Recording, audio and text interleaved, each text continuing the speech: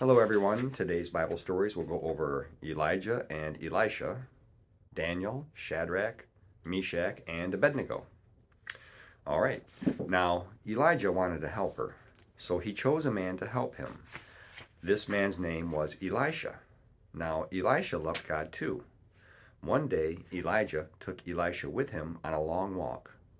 Elijah was an old man at this point, and it was time for him to go to heaven. When they came to the Jordan River, Elijah took off his coat. He hit the water with it. The water moved back on each side, and Elijah and Elisha walked across on dry land.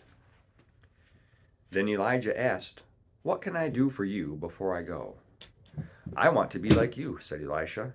"You have asked a hard thing," said Elijah, "but if you see me go, you will get what you asked for." As they were walking and talking, they saw a chariot of fire coming. Horses of fire pulled it. It came between Elijah and Elisha. And Elijah went up to heaven in a whirlwind. Elisha watched. Then Elisha picked up Elijah's cloak. He walked back to the river. He hit the river with the cloak, and the water moved back so he could walk across. Elisha now had God's power with him, just like Elijah had. One day a woman came to Elisha. She was worried. "I don't have the money I need to pay for everything I have. The man I owe is very angry. He's going to take my 2 sons. He will make them work for him. What can I do?" Elisha asked, "What do you have at home?"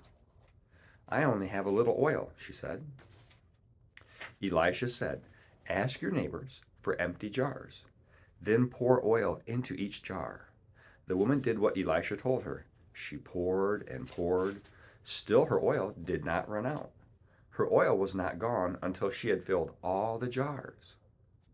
She told Elisha, "All the jars are full."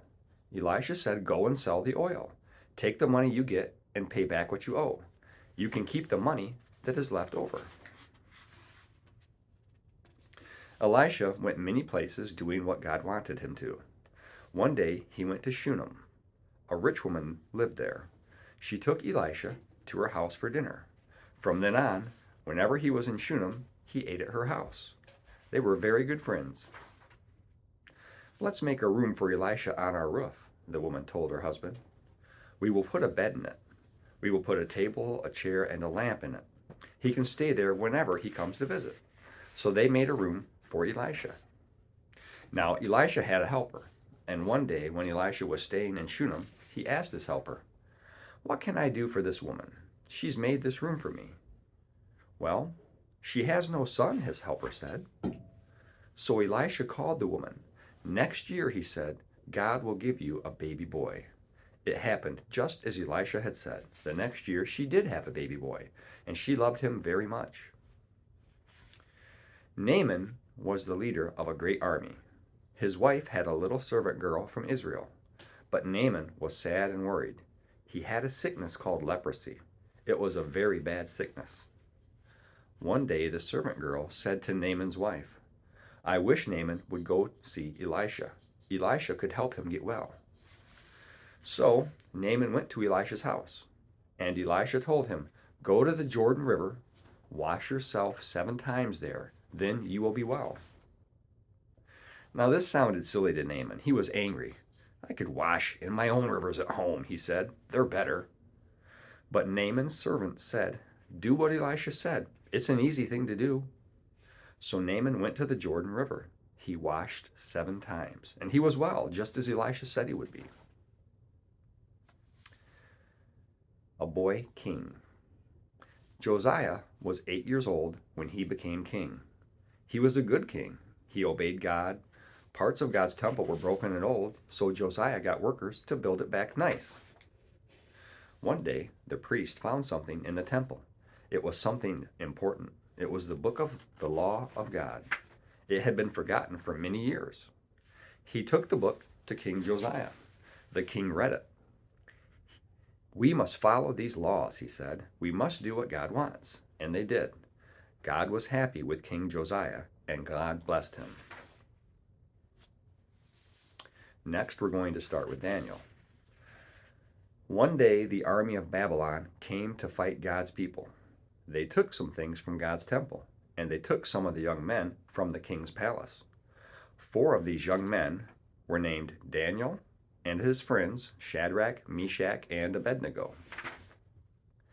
Now, the king of Babylon wanted these young men to be his helpers. He told his special servant to give them food from his table. Daniel knew that the king's food would not be good for them. He asked the servant not to give them the king's food. If you don't eat the king's food, you will be sick and not strong, and the king will be very angry, said the servant. But Daniel said, just give us vegetables and water for 10 days, then see if we are sick or not. So the servant did what Daniel asked. He gave them vegetables to eat, and he gave them water to drink. At the end of 10 days, the servant was surprised. They looked strong, not sick. They looked better than the men who ate the king's food. God blessed Daniel and his friends. They were far away from home, but God was always with them. God made them know and understand many things, and they loved and obeyed God. Now one day the king of Babylon set up a tall gold statue. He told the people, horns and pipes will play music. When you hear the music, bow down. Worship the statue. If you don't, I will throw you into a big fire. Shadrach, Meshach, and Abednego knew they could only worship the true God. They heard the music, but they did not bow down. Someone told the king.